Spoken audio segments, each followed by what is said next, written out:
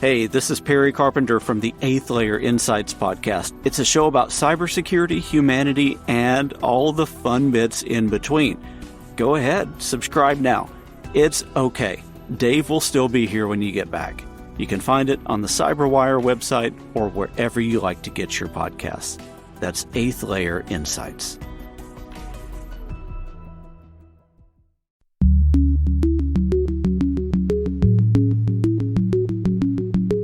Location data comes down to one of two concepts. Either number one, we identify where a person is, or number two, we identify where a device is.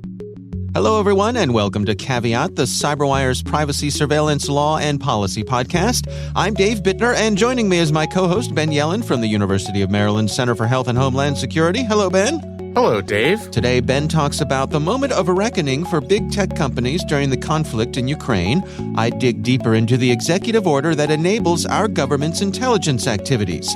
And later in the show, my conversation with Jason Sarfati, taking a closer look on what location data is and the approaches that different levels of stakeholders are taking with it. While this show covers legal topics, and Ben is a lawyer, the views expressed do not constitute legal advice. For official legal advice on any of the topics we cover, please contact your attorney. And now, a few thoughts from our sponsors at Collide. Collide sends employees important, timely, and relevant security recommendations for their Linux, Mac, and Windows devices right inside Slack. Collide is an alternative to the old-school lockdown model of device management that ends up driving employees to use their personal devices. Instead of rendering your laptops useless, Collide takes a different approach where it teaches employees how to secure their systems and solve important compliance issues right in Slack. Visit collide.com/TCW to sign up today. That's KOLIDE.com/TCW. And we thank Collide for sponsoring our show. All right, Ben, let's jump in here. I think anybody who's been paying anything resembling attention these days has been focused on the situation in Ukraine, and that certainly has veered into the topics we discuss on this show. What do you have for us this week? Sure. I remember you saying a couple of years ago when the pandemic first started that every podcast is now a COVID podcast. Yeah. And I think it's true now that every podcast is a Ukraine podcast. Right. Just because there's so much to talk about, and we've never seen this kind of hybrid warfare where there's kinetic activity happening. There are bombs and guns on the ground in Ukraine, but there's also this sphere of cyber warfare. So we've really never seen anything like it. I got my article from Ars Technica today by Tim Deschamps, and it is entitled, Big Tech Spent Decades Skirting Geopolitical Issues That Is No Longer an Option. So big tech companies are obviously motivated by the bottom line. They want to be able to sell their services everywhere. Yep. They have tried to stay as neutral as possible in geopolitical disputes just because that's in their best interest. So they want Chinese customers, they want Russian customers. Right. The nature of the conflict that's taking place right now is forcing them to take actions that have the effect of taking sides. So they are no longer able to stay on the sidelines just because that's what circumstances demand. And that has manifested itself in a number of ways. One that's very interesting to me is, and this applies to both Meta, I still can't believe we're calling it that, but the company formerly known as Facebook. Our friends formerly known as Facebook and Right. Twitter. You know, the Internet Research Agency in Russia has done a good job of creating these troll farms, fake accounts that, you know, are purportedly from concerned Ukrainian citizens that just happen to support the Russian government. Yeah. So I ran into this great Twitter thread on one of these such scenarios.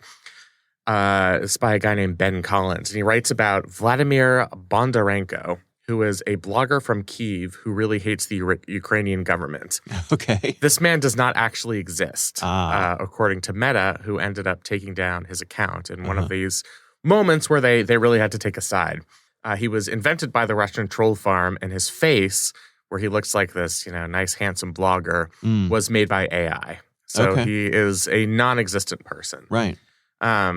This is happening across all different types of platforms, not just Meta, but also on Twitter, where, you know, you have this phenomenon of fake accounts spreading fake information. Yeah. And you also have this problem of these companies want information to flow into Russia because obviously they're concerned about censorship. And they don't want the only thing that citizens to see in Russia be state media. So Twitter, and I know Twitter has already implemented this. I know Meta is in the process of putting a label from any state-run media source saying, basically you should take this with a grain of salt. This is state media. I saw a thing on Twitter this morning. Someone was saying that since restrictions have been put in place with Twitter and Russia, that a lot of the trolls have gone silent. I've seen that too. Yeah. Some of that might have to do with economic sanctions, which is very interesting to me. Obviously, the people who perpetrate some of these trolling actions, they have to be paid. Right. And some of their avenues for getting paid might have been cut off, which is interesting. But also, the companies themselves have done I think a reasonably good job to the extent that they can in the past, several days since the invasion, have really tried to institute best practices to prevent trolling, false information, et cetera. And this doesn't just manifest itself on social media. Other big tech companies, no matter what their sphere is, have to confront what's going on. So I read a separate story about Google. Google Maps has real-time traffic information. Right. So where roads are clogged, which restaurants happen to be busy. If I want to get directions to my local diner, Google will tell me it's a very busy time of day there. Yeah. And they do that by tracking how many cars are headed to the restaurant at a particular time, how busy, the roads are, et cetera. Yeah. That information can be absolutely crucial during an armed conflict, especially when you have 40-mile-long Russian convoys going into Kyiv, when civilians are trying to conceal where they are, especially as members of just civilians in Ukraine, people with no military training are taking up arms. So Google has actually taken the extraordinary step of disabling real-time traffic information within the country of Ukraine over the past several days. Wow. So what's very interesting to me is kind of like how other international institutions have gone above and beyond expectations, in my view, in how they would react to this invasion. I think big tech companies kind of seeing how strong the political currents are stepping up as well and are taking actions against a totalitarian government that they perhaps would not have taken in the past. I think maybe they've just been kind of swept up in the images the rest of us have seen from this conflict. And, perhaps they see it in their long-term financial interests to take clear stands here. They're not saints, they're not doing this out of the goodness of their own heart. Right. But I just think it's been really interesting to see them get involved in ways that they just have not in the past. Yeah, all of the oil companies divesting themselves from, Russia has been fascinating as well. Yeah, I mean, in all spheres of life, people are making and companies are making financial sacrifices. There's a question of how big those sacrifices are. Can we make up the revenue that we lost from this sanction? Can we make it up elsewhere? Yeah. That still exists and we can't deny it. But the fact that people are willing to sacrifice their own financial situation to try and join this incredibly broad international effort to impose economic sanctions is unprecedented. I mean, we have not seen this in our lifetimes, where they go after not just the low-hanging fruit in terms of economic sanctions. You can't do business in our country, but going after the central bank where, your stock market, if it opens, is going to crash so that, the ruble will have the value of a piece of toilet paper. So you better not open your stock market. I mean, we've just never seen anything like that. And I think from these companies' perspective, they wanted all the benefits of being a global company, monopolizing the world's communications, being able to go where the people are and collect those paychecks without having any of the responsibility of getting caught up in geopolitics. And I think we might have finally found a situation where they've been forced to take these types of positions that they just would not have done in the past. How does this inform how countries like China are going to behave going forward? I mean, a couple decades ago, I joked that, we hate the civil rights issues, but boy, do we love $30 DVD players. Right. Right? And so you look at so many things that come out of China, our iPhones. Any electronic device is pretty much comes look at out the of, tags on your clothes. Just start there. Yeah. So how does a country like China look at what's happening to Russia in regards to Ukraine and think about how they're going to – does this alter how they may think about, for example, Taiwan? It's a really hard and difficult question. I think there are some significant differences. Yeah. And again, I'm not an expert in this. I'm sure you could talk to people who know more about each of these countries and the interplay between China and Russia. This is just kind of me freelancing on this a little bit, which is always dangerous. I think China is a little bit more economically self-sufficient in that they're less likely to be impacted by these types of sanctions. They're less dependent on financing from the West, for example. Their chunk of the world's GDP is a lot larger than Russia's is. Yeah, magnitudes larger. Yeah. I'm not sure they have the national security capabilities necessarily that Vladimir Putin has. Although I can't claim to know much about that either. I just think generally we have less leverage to completely cripple their economy because they, as you say, they have a higher GDP. Until very recently, they were growing far rapidly than the rest of the world. And they make so many of their own products that probably a regime of international sanctions and, steps from big tech companies to take a stand or divest is just not going to have the same impact. Right. Their ability to cripple the rest of the world is much stronger than Russia's is, for example, economically. Right, exactly. Now, they've done a better job looking out for their own economic self-interest over the past couple of decades than Putin has. So they might be a little more disinclined to take their chances.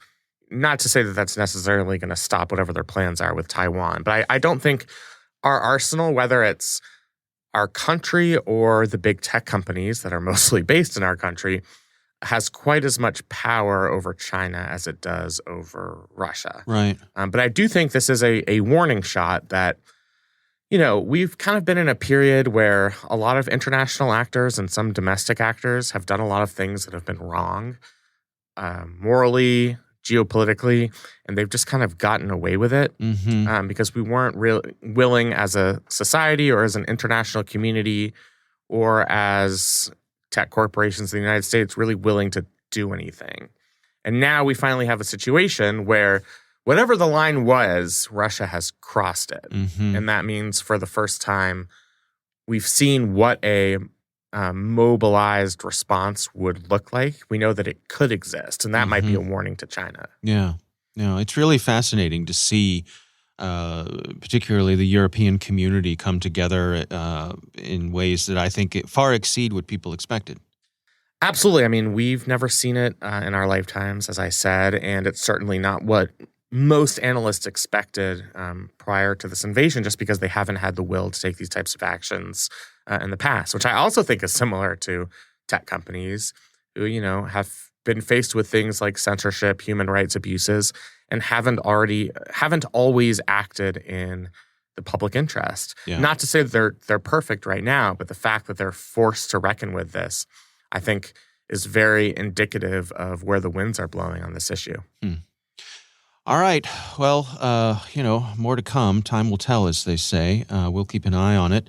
We'll have a link to that article over on Ars Technica, and of course, just tons of coverage of all this all over. So not a hard story to follow, but we'll have a link to the one that we mentioned here.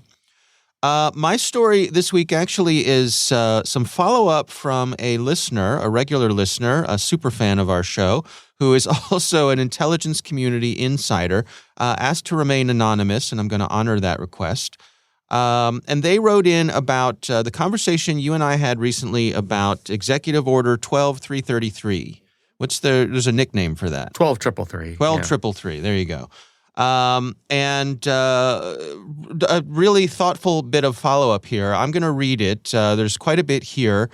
Feel free to chime in as we go here, Ben, and we'll comment on it as we go. All right? So this reader writes, regarding some of the intelligence concerns mentioned in the February 17th episode, Balancing Port Security and Protecting the Supply Chain, first, a clarification.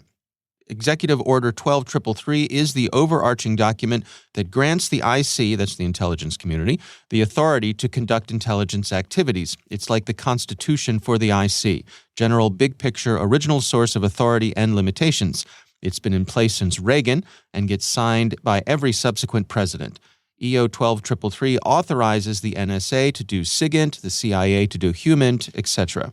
Numerous other statutes, policies, and procedures govern the specifics of those activities, including, most importantly, the Fourth Amendment to the Constitution.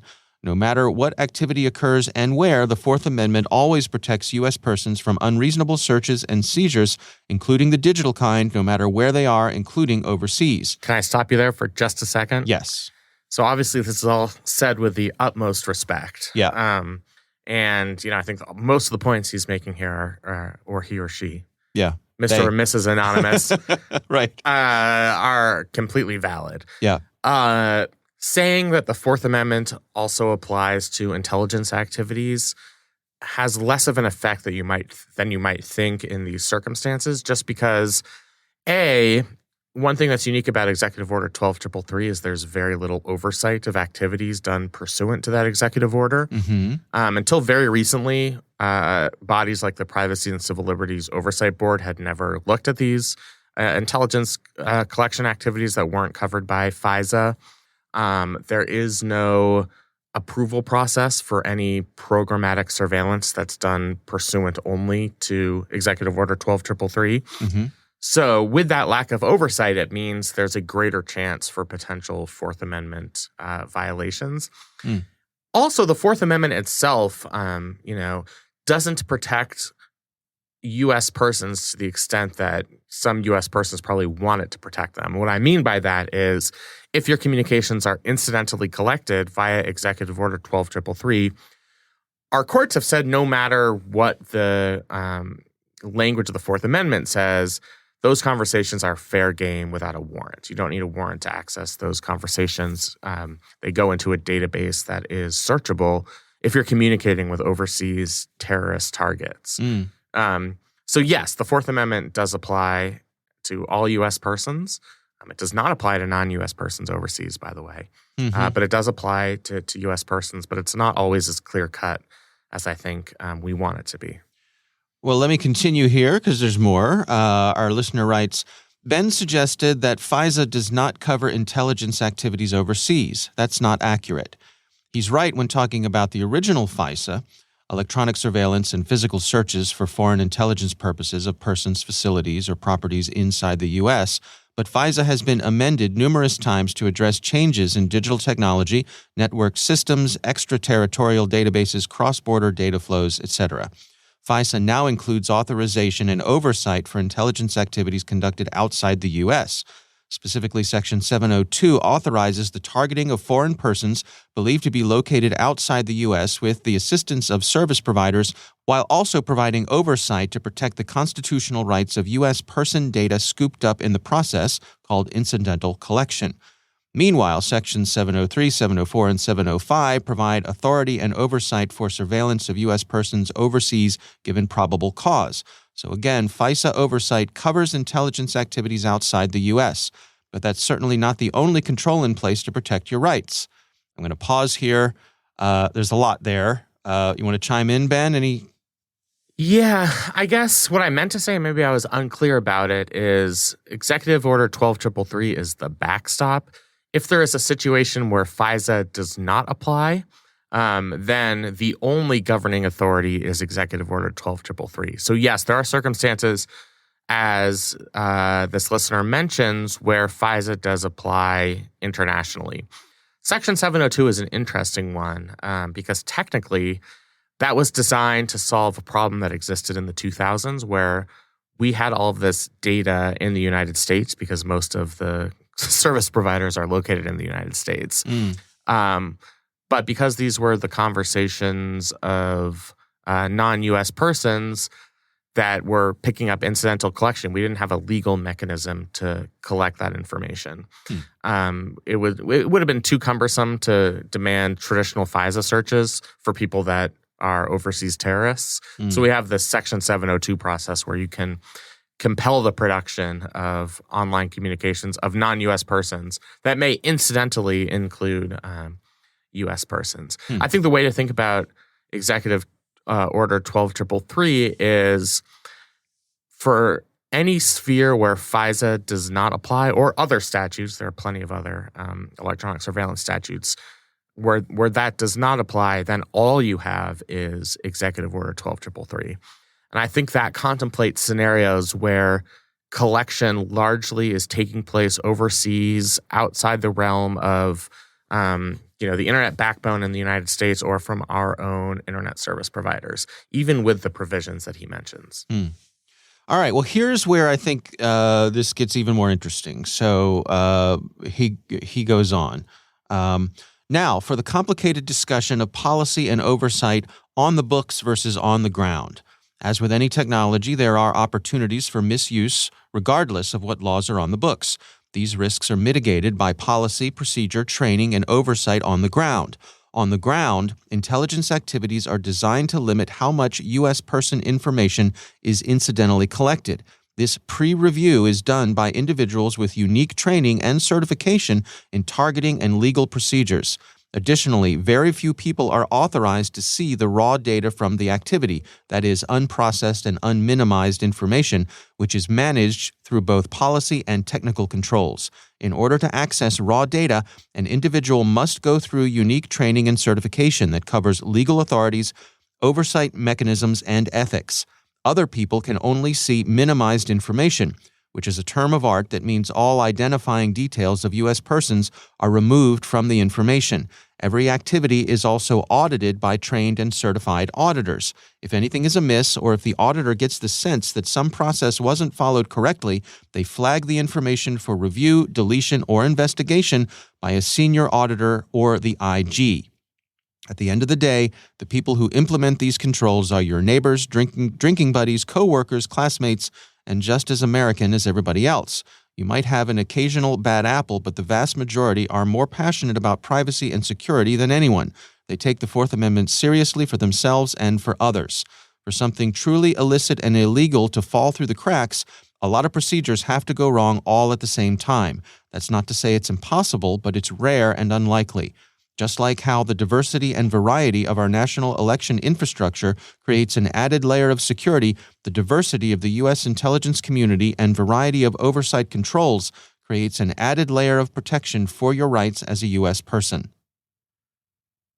What do you think? This is very well taken and true. Yeah. In a lot of my classes, I've had people who work in for the NSA or just generally in signals intelligence. They are uniformly smart, committed. They believe in the restrictions of the Fourth Amendment. They believe in our Constitution. Yep. They have the utmost respect for the rule of law. Certainly more so than some of my other students. To be frank, they're some of the best students I've ever had in any of my classes. Right. And I think it's because they've been well trained. They believe in the mission. And they believe in our Constitution. So I think all of that is absolutely true. It's the processes where certain things can become problematic. Yes, as he says, there might be bad apples occasionally, but generally the people that make up the intelligence community are, as he says, our neighbors and friends. I, for one, value their work immensely. Yeah. I've learned a lot from them. I've gotten winks and nods in my classes from students who say, I can't divulge information publicly, but maybe the way you're describing something isn't how it actually works in practice. And so I have a lot of respect in that sense. So that is absolutely well taken. It's been my experience in the conversations I've had with people in the intelligence community, interviews I've had with folks of various levels of places like NSA. One of the takeaways for me is that the incidental collection of information is a pain in the butt for these people. Like, they don't want to have that happen because it creates a lot of work. Absolutely. It's all this like, oh crap, we got all this paperwork now. Now it automatically triggers a bunch of stuff that just is kind of a pain in the ass, right? Yeah. So they, it's not, I think the impression that a lot of us have, and from movies and from, spy thrillers and things like that, is that, you have curious people who are out looking for that, that thing that, and they're willing to bend the rules. Right. And, let's use this database to look up my evil ex-girlfriend. Right. And, bad apples notwithstanding, I also believe that, this is taken very seriously by the folks who do this work, and there are many layers of oversight in place. And then layering on top of that, just the practical thing that if you inadvertently do gather something that you shouldn't, it's just, it slows down your day. And so there's a practical thing there. No, people don't want that to happen. They certainly do not. I mean, one thing I got from the whole Carter Page fiasco, where they opened the book on FISA surveillance, and there certainly were institutional problems with what went into those applications. So much of that to me is like people, not that they're lazy, but like the amount of work you have to go through to dot all the I's and cross all the T's if you stumble across information concerning a U.S. person is extremely cumbersome. Yeah. And, you might have a good faith intention to go through the constitutional process, and it's really hard to do because of the way the process works. That doesn't excuse it.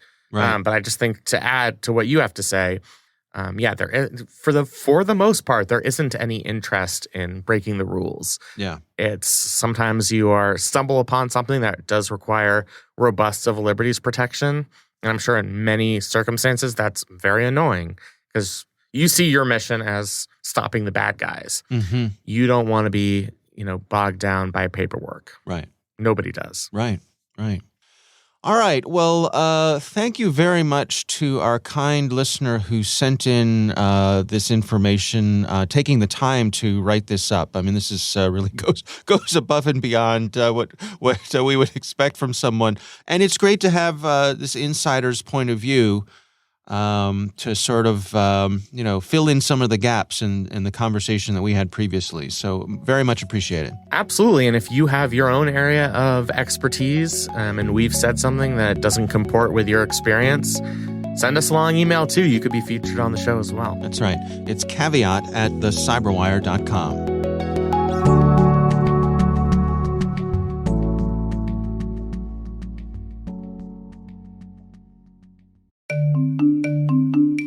And now, a few thoughts from our sponsors at Collide.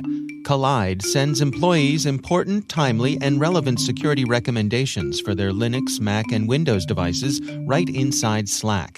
Collide is perfect for organizations that care deeply about compliance and security, but don't want to get there by locking down devices to the point where they become unusable. Instead of frustrating your employees, Collide educates them about security and device management while directing them to fix important problems. Visit collide.com/TCW to sign up today. That's KOLIDE.com/TCW. And we thank Collide for sponsoring our show.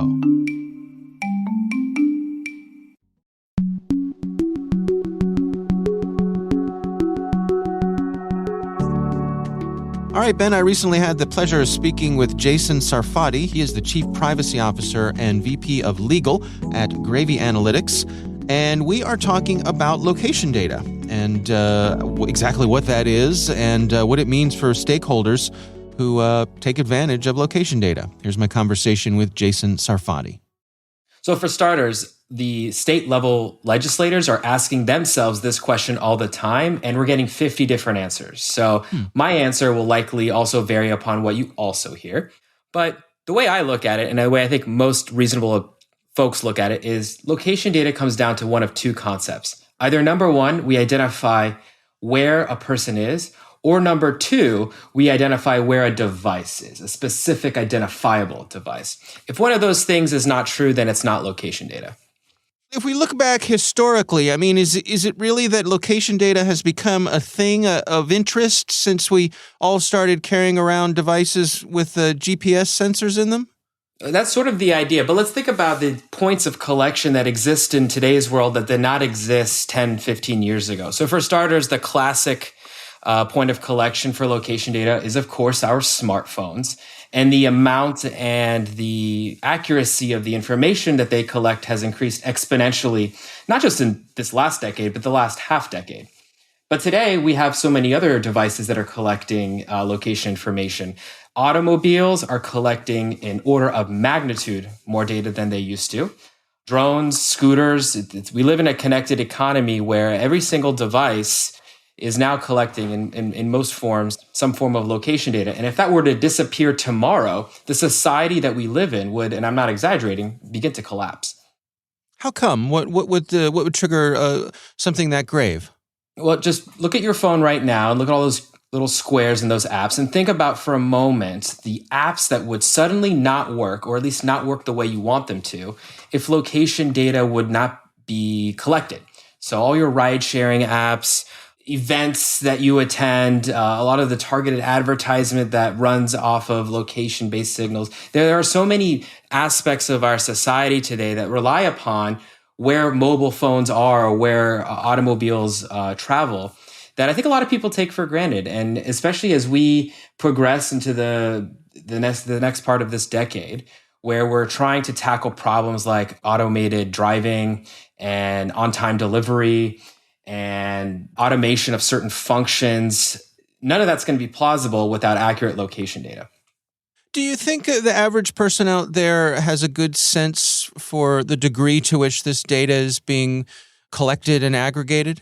I think some people know. So when I attend barbecue parties and things like that, and I tell people what I do, most people are like, yeah, I see those little notices on my phone, location data. And I say yes, because I just need to know where I'm going. Or, yeah, I'm calling an Uber. How the hell is the Uber going to find me unless they know where I am? So in a sense, I do think people are generally aware that phones and other devices collect their information. What I don't think people are aware of, on the other hand, is the sectors of the economy that rely on this location data. So they understand it as it relates to them personally, but there's a back end, there's a B2B space where so many sectors of the economy, from supply chain and logistics to municipal planning, all of that relies on location data today. And if that were to disappear, I don't think people would be ready for the results of that. Can you give us some insights? I mean, what are some of the areas that rely on this that people probably don't have top of mind? So for starters, the modern day supply chain, right? Once upon a time, let's go back a generation ago, widgets were built within a certain local region of an economy, right? So you could build all the components of a physical thing within even a particular state. Today, supply chains are global, and companies, and not just the transporters of these widgets, but also the end distributors and ultimately commercial resellers, they need to understand A to Z how their supply chain begins and all the way, and how it all the way ends up hitting a customer, the consumer base. All of that is done today by identifying relative changes and relative movements in location signals. And again, if that were to suddenly disappear, then the supply chains that we have constructed, that we have matured in the last 5 years, would suddenly become inapplicable to the world we live in. So it is the foundation upon which everything that we consume, everything that we touch, everywhere we go is designed. And again, that's the thing that I don't think people have fully digested yet.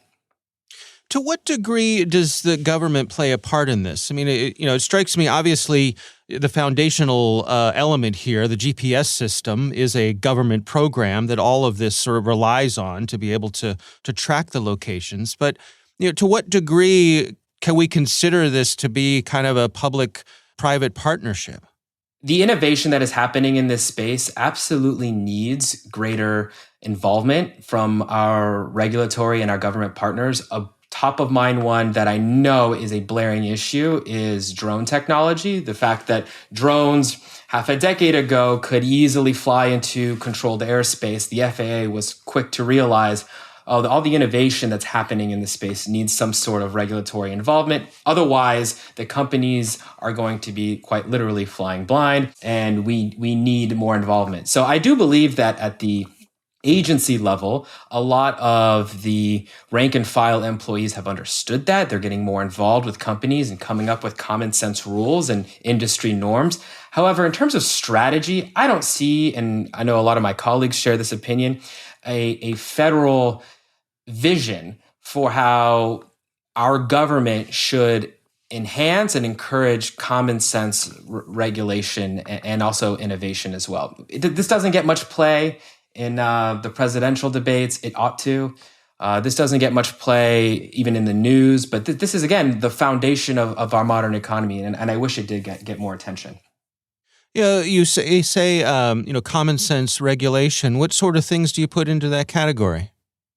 Well, so for starters, there is no defined rule on what locations, especially as it relates to targeted advertising, companies should not sell. So there are now groups like the NAI, the Network Advertising Initiative, that is drafting a potential blacklist of locations, places of worship or schools, hospital. There are some concepts that, maybe there are certain locations we shouldn't sell this data, at least as it relates to.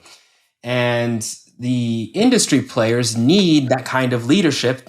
Thankfully, some of the think tanks are getting involved, but we don't really see any leadership on the part of our national lawmakers.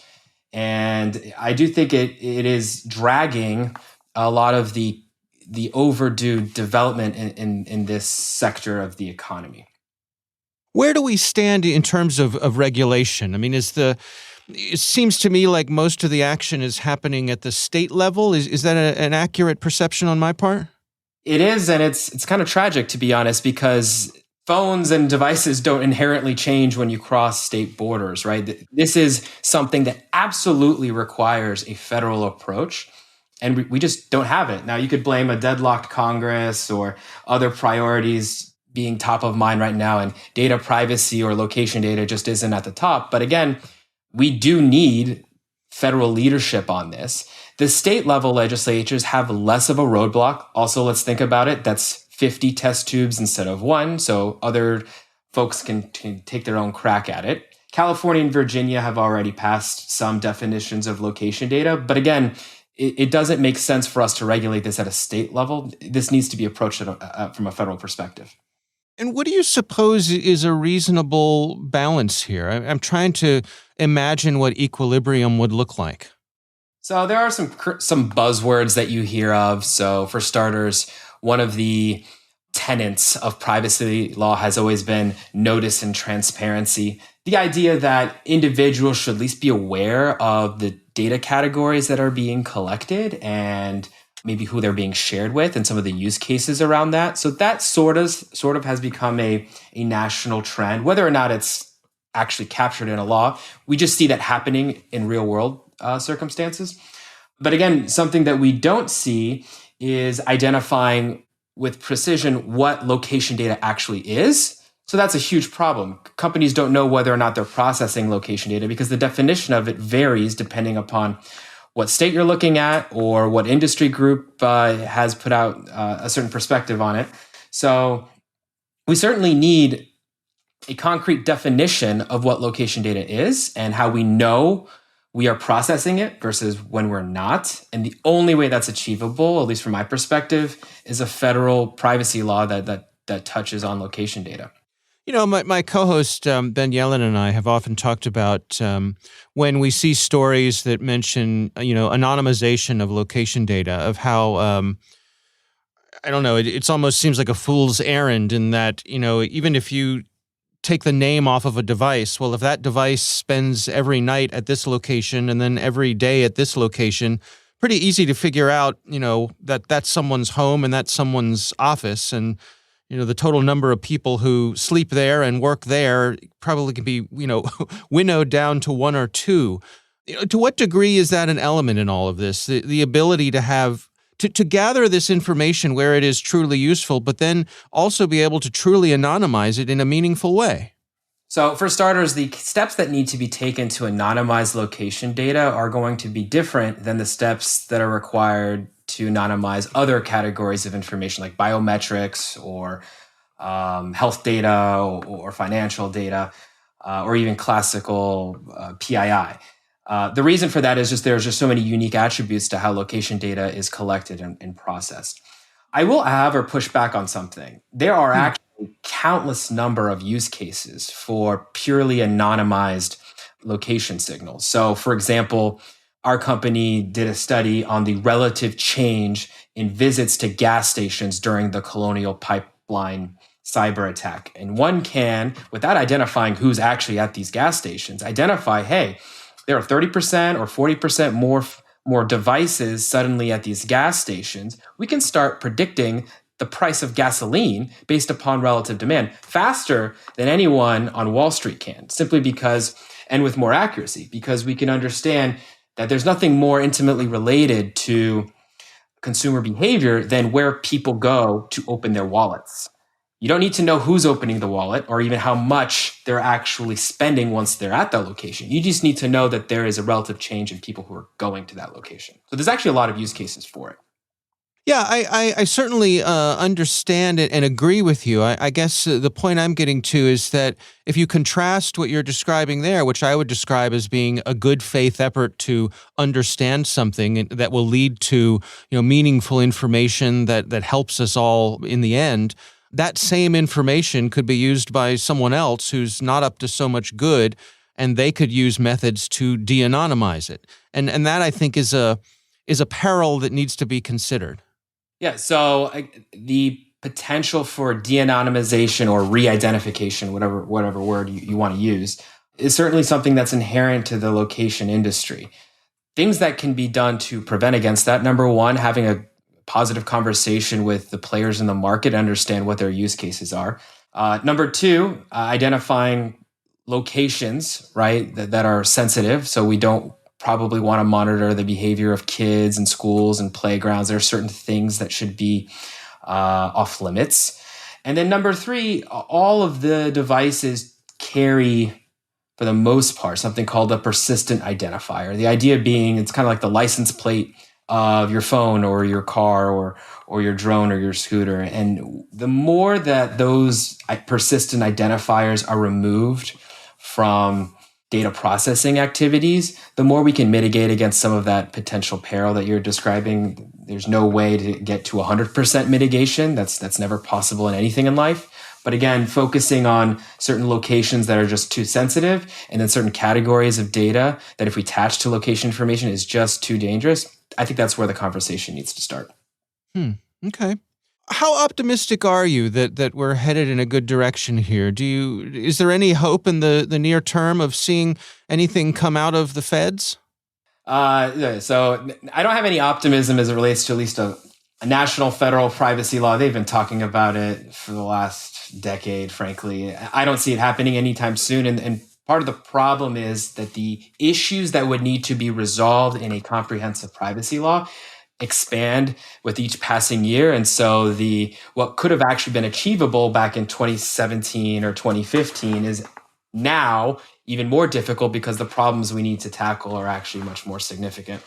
One thing that I do think, though, that we will see is that there will be such a proliferation in the private industry as it relates to acquiring location data and just all these other new categories of information that federal legislation will have to come about, because there will just be so much industry demand for us to get rid of this patchwork system and just have a comprehensive approach. So one of the misconceptions that we see in the news is that big business or big tech is against regulation. I don't think that's true at all, and I don't think most folks view it that way. We actually do need guidance so that we can have a healthy space for these players in the market to grow.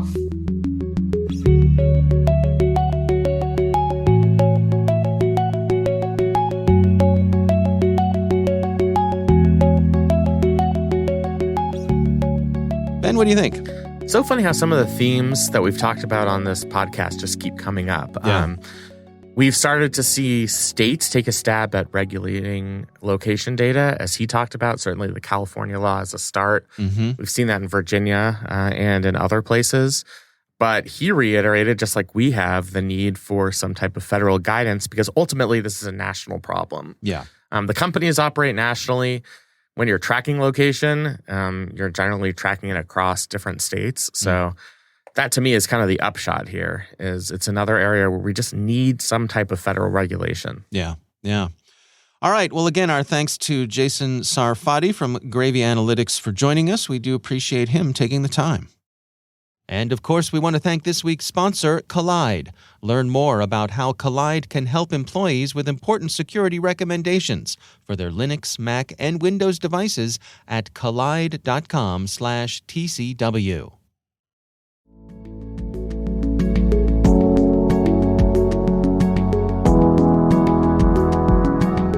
That is our show. We want to thank all of you for listening. The Caveat podcast is proudly produced in Maryland at the startup studios of Data Tribe, where they're co-building the next generation of cybersecurity teams and technologies. Our senior producer is Jennifer Iben. Our executive editor is Peter Kilpe. I'm Dave Bittner. And I'm Ben Yellen. Thanks for listening.